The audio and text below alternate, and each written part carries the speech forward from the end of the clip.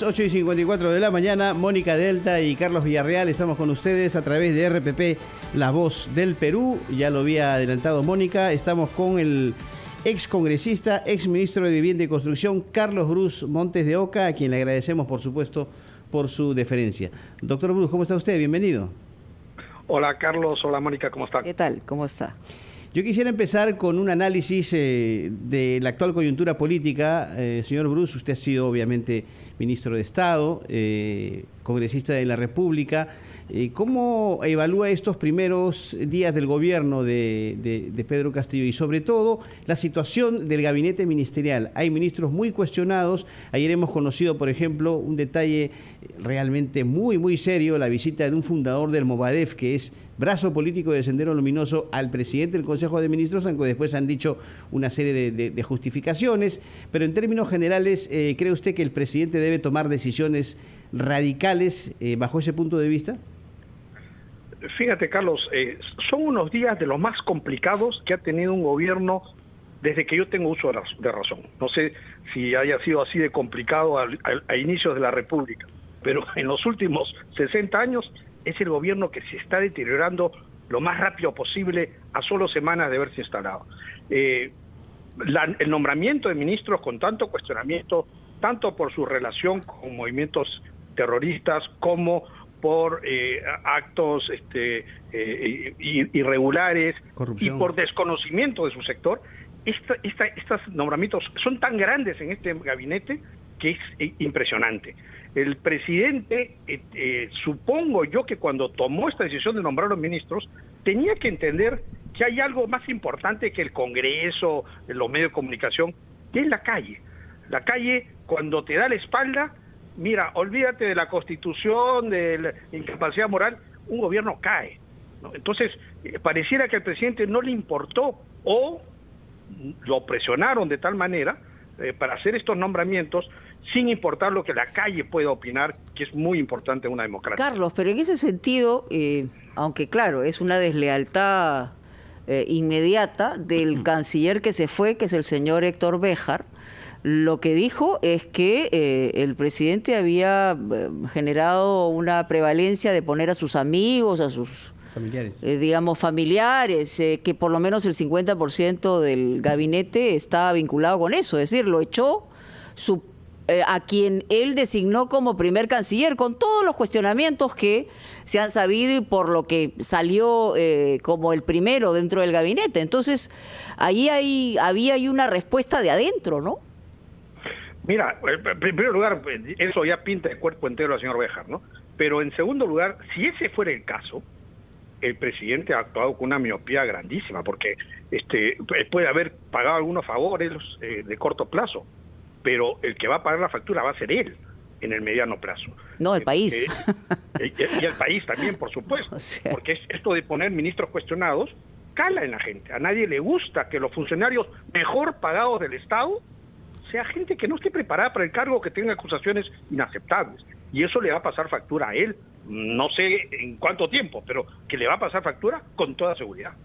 Ahora, a raíz del último mensaje presidencial, señor Bruce, y bueno, temas que no estuvieron en la consideración del mismo, ¿cree usted que el presidente está ejerciendo su rol de líder en el país? No, para nada. Es lo que se llama un líder ausente. Es un presidente que no se somete, por ejemplo, a las preguntas espontáneas de la prensa, que es la mejor forma que tiene un ciudadano de ver a su líder y a ver qué responde ante una pregunta que él no tenía prevista. Entonces, ahí ves si es un líder que tiene la calidad de dirigir el país o no. Él sí corre de ese Pero ahí hay como una especie, Carlos, de estrategia. Es decir, claro, si no tiene que contestar, prefiere quedarse en silencio, y lo que se intenta es que la prensa nacional, él señala que le tergiversa lo que dicen. Y eso, además, hay que conectarlo con lo que dijo el 28 de julio, ¿no? La apertura de nueva prensa en otros lugares del país, y habló de la publicidad, etcétera, etcétera. O sea, ahí hay una estrategia de desvirtuar a lo que es la prensa nacional para poder tener un corredor de salida. Así es, Mónica, pero ¿por qué lo hace? Porque él es muy malo respondiendo a esas preguntas espontáneas. Porque si él fuera un líder que tiene dominio de escena y tiene respuestas rápidas, hasta jocosas, crece como líder. Pero como él no tiene esa capacidad, por lo tanto, cierra esa opción y trata de acallar a la prensa que le critica, con toda razón, porque al no responder te sometes pues a una crítica, y trata de alentar medios de comunicación que le puedan ser afines seguramente a cambio de alguna prebenda del Estado, ¿no? Entonces, ese es el tipo de liderazgo que él está ejerciendo, y él cree que la gente no se da cuenta. Por supuesto que se da cuenta. Cuando tu líder no se atreve a responder preguntas espontáneas, es porque simplemente no tiene la capacidad de liderazgo, que es clarísimo. Él quiere, el primer ministro le pide la renuncia a uno de sus ministros, y él no le acepta la renuncia. O sea, ni siquiera puede controlar a su primer ministro. Es patético, ¿no? Bueno, en fin, vamos a ver qué es lo que decide, porque los señores representantes de APP han indicado que le han pedido que debe renunciar el primer ministro. Lo que ocurre es que ahí hay facciones que están vinculadas al secretario general de su propio partido, que parecen impedirle tomar una decisión a tiempo. Pero vamos a ir al gran resumen de la hora y vamos a regresar ya con otros temas, porque tiene que ver con cómo empezó el problema de San Juan del Lurigancho. Empezó, evidentemente, no sé si recuerdo bien, cuando usted estaba en la gestión de ministro y que se generó... ¿O ha sido posterior?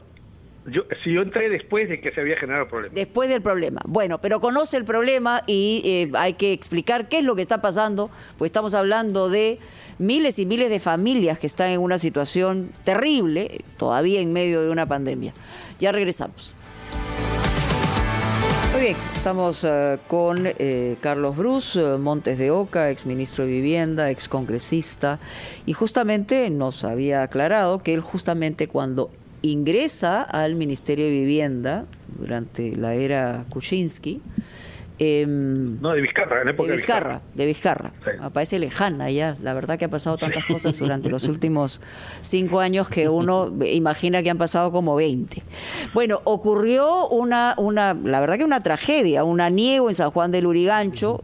Se ha repetido esta situación y es por problemas con el desagüe. Hoy se les ha cortado el agua, el servicio, y quisiéramos que nos explique qué es lo que pasa y ¿dónde están las responsabilidades de fondo allí?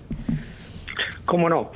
Cuando se construyen las obras del tren eléctrico, habían colectores de desagüe, tuberías de desagüe de Sedapal, en el camino de la construcción. Yeah. Entonces, las empresas contratistas del tren eléctrico, no Sedapal, la empresa contratista del tren eléctrico, desvían estos colectores y construyen unos colectores nuevos, ¿no? Alejados de los pilotes del tren eléctrico. Aquí hay que señalar que no muy alejados, sino algunos metros, porque algunos creen que la vibración que produce estos pilotes cuando pasan el tren ha generado que se empiece a deteriorar estas tuberías. Otros dicen que la calidad de la tubería no debió ser de plástico duro, de PVC, sino de concreto. Entonces estas empresas construyen estos nuevos colectores que son los que colapsaron. Colapsó primero uno hace 2 años y ahora ha colapsado el otro. Digamos, son obras que Sedapal no hizo, pero sí es verdad, las recibió.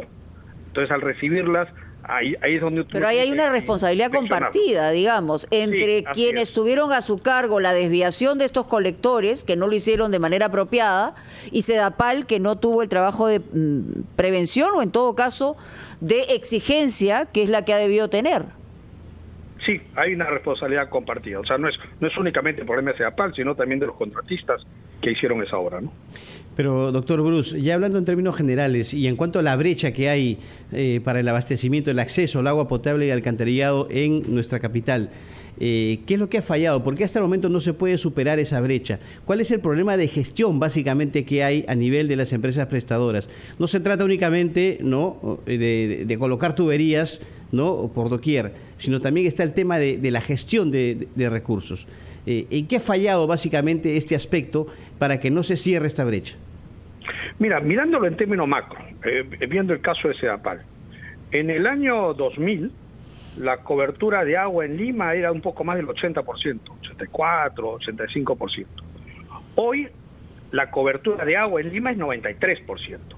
Cada vez que te acercas más hacia el 100%, el costo de hacer una conexión domiciliaria se eleva enormemente. Para darles un ejemplo, hay zonas de ATE donde a Sedapal le cuesta 145.000 soles poner una conexión de agua. 145.000 soles, es decir, casi 4 veces más el valor de la casa, ¿no? ¿Por qué? Porque son zonas donde la gente vive en laderas, por ejemplo, la planta de la Tarjeta, entonces hay que bombear agua, entonces el costo es elevado. Entonces, el Sedapal ha avanzado. De hecho, de entre todas las empresas de saneamiento del Perú, Sedapal es la que tiene mayor cobertura en su ciudad, en este caso la ciudad de Lima. Ahora, Sedapal tiene una operación muy compleja, a diferencia de otras ciudades del mundo, donde el agua de tu ciudad la sacas de tu ciudad y la purificas y la distribuyes. Los limeños no tomamos agua del río Rímac. El río Rímac es un río seco hace décadas. Nosotros tomamos agua de Junín, de la región Junín, a través de grandes embalses que hace el Estado, como la laguna de Huascacocha y otras, y que después viene por un túnel trasandino y alimenta el río Rímac y llega a la ciudad de Lima. O sea que Lima se abastece de un agua muy costosa, geopolíticamente muy complejo, porque imagínate que Sedapal se privatiza y es una empresa privada, y necesitamos más agua para Lima. El empresario privado se va a ir a Junín a decirle, señores, voy a sacar agua de su región para yo venderle en Lima y hacerme una plata de esa manera. ¿Ustedes creen que Junín no va a protestar? Se produce otro conflicto minero, entre comillas. El Estado es el único que puede ir a Junín, ni siquiera el Estado local, el gobierno local, sino el gobierno nacional puede ir a Junín, hablar de Junín, hacer las obras. Junín va a decir, oiga, sí, está bien, se está viendo mi agua, pero yo quiero mi carretera, quiero mi posta médica. Hay una negociación, el Estado interviene ahí y forma parte de esa negociación y trae esas aguas para Lima. Entonces, la operación de agua en Lima es muy compleja y yo soy de los que cree que ya tenemos que dejar de mirar a Junín, y para cualquier ampliación de agua en Lima tenemos que poner plantas desalinizadoras, cuya operación es un poquito más cara, pero más caro es no tener el agua, y poner una planta en Huaylas, una planta en Ancón, que empiece a abastecer el cono norte y el cono sur con plantas. Y un poquito más cara, ¿estamos hablando de qué porcentajes? Quizás un 30% más caro el costo de producción de esa agua, ¿no? Pero además diversificamos el riesgo, Mónica, porque el día de mañana... O sea, Lima se puede quedar sin agua en cualquier momento. Exacto. Hay un terremoto grado 9 y se derrumba el famoso túnel trasandino. Tienes que salir de Lima porque no va a haber agua en Lima más que de los 400 pozos que tiene Sedapal. O sea, tú vas a tener que ir con tu balde a donde hay el pozo y sacar agua para ir a tu casa. Entonces, ¿por qué todos dependemos de una sola fuente?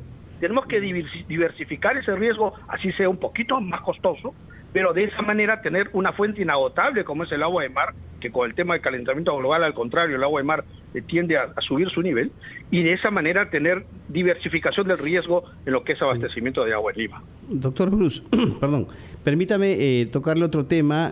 Lo leí en una columna que usted escribió en un diario local sobre el Fondo Mi Vivienda, que ya ha dejado de dar créditos. Además, lo que es presupuestado para el próximo año solamente le permitirá cumplir una parte, ¿no?, una fracción de las operaciones que normalmente hacía en un año calendario. ¿Por qué se ha llegado a esta situación en Mi Vivienda? ¿Por qué ya no puede otorgar créditos? Para mí es inexplicable porque este problema empezó en el gobierno de Sagasti. Ya se sabía que el Fondo Mi Vivienda se iba a quedar en septiembre, se queda sin plata, como que eso ya se quedó, y el Fondo Mi Vivienda hoy no está dando un solo crédito a ninguna persona que quiera su casa propia. Entonces, esta dejadez me parece rarísima, porque en el caso de vivienda, la inversión del Estado es muy pequeña. El Estado pone como un sol de subsidio, y con un sol de subsidio, más el ahorro de la familia que pone su cuota inicial, más el crédito hipotecario, con un sol mueves un valor de 20 en valor de construcción. No sé si me explico. Sí. Entonces, el Estado metiendo muy poco, generas un movimiento económico, que además este movimiento económico paga IGB, paga renta, y lo que recupera el Estado con ese sol invertido, se ha hecho los cálculos, son 2.8 soles por cada sol que invierte el subsidio. Entonces, no es un subsidio así a fardo perdido como es estos bonos que le van a dar a la gente, que no lo discuto, de repente es muy justo, pero en el caso del Fondo Mi Vivienda, de los bonos de vivienda, son bonos cuya plata retorna al Estado. O sea, lo que está diciendo hoy es que es un buen negocio, puede generar que la economía siga andando, pero lo que se está dejando es por dejadez. o por razones políticas. ¿Y eso cuál sería, digamos, la ganancia para dejar sin posibilidades a la gente que tiene menos recursos? Mónica, lo que pasa es que hace 19 años nosotros diseñamos un sistema de producción de vivienda basado en la iniciativa privada. Ajá, okay. Antes la vivienda la construía el Estado, sí. El Estado gastaba la plata. Claro, en la época de Belaún, de Primer García, claro, etcétera, ¿no? Sí. Y casi como que regalaba las viviendas porque nadie le pagaba. Entonces dijimos, no, dejemos de botar la plata de esa manera y más bien, en vez de ser un subsidio a la oferta, es decir, que el Estado construye, hagamos un subsidio a la demanda. Es decir, yo le pongo plata a las familias para que ellos compren la vivienda que mejor quieran, conveniente. Yo no le asigno nada, no tienen que venir a mí para que yo les asigne, ellos escogen dónde vivir. Entonces es un modelo distinto. Un modelo que, debo decir, a la izquierda nunca le gustó, ¿no? Porque a la izquierda preferiría que sea el Estado que construya y que el Estado asigne la vivienda. De esa manera hay clientelismo político porque yo te doy la vivienda a los que hablan bien de mí y además te imaginarás que siendo el Estado el que construye se producirían pues unos dinámicos negocios, por no decirlo de alguna manera, de los que hemos visto en el pasado. Y déjame decirte este dato. Más o menos, en lo que van de estos 19 años, se han construido cerca de 600.000, 700.000 unidades habitacionales. Estas unidades habitacionales tienen un valor más o menos de 18.000 millones de soles. ¿Ustedes se imaginan la cantidad de casos de corrupción que se hubieran encontrado si se hubieran construido viviendas por un valor de 18.000 millones de soles en todos estos años? Es decir, más de un ministro de vivienda estaría preso. Y en este caso, ustedes son periodistas, no han encontrado un solo caso de corrupción en el sistema de vivienda que hemos generado, un sistema por el cual casi 3 millones de peruanos viven hoy en una casa propia gracias a este sistema. De nuevo, lo que está en juego es el modelo, finalmente. Exacto. Yo creo, no puedo pensar que la gente del MEP sea tan obtusa, que no se da cuenta que es una buena inversión, y más bien creo que hay un tema ideológico atrás, que quieren cambiar un modelo que ha funcionado bien en estos 19 años y que sería terrible que regresemos a cosas que ya hemos superado. Muy bien, le agradecemos muchísimo su disposición a las declaraciones aquí en Ampliación de Noticias, a Carlos Bruce Montes de Oca. Tenemos que ir a escuchar los anunciantes y regresamos con mucho más aquí en